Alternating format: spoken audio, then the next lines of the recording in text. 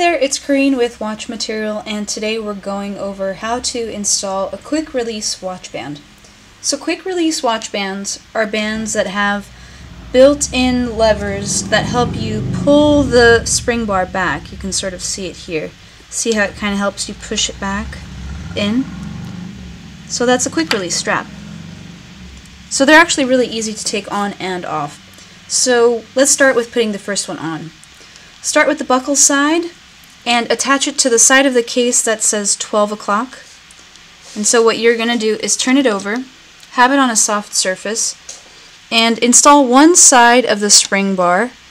Push the spring bar lever with your fingernail or whatever you have that's sharp, and then just guide it into the case.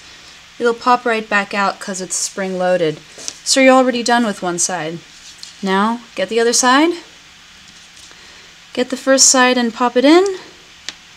Pull the little lever with your finger and guide it to the case. Make sure it pops in properly. And that looks right. Alright, so now you got a watch that's ready to go. That's it.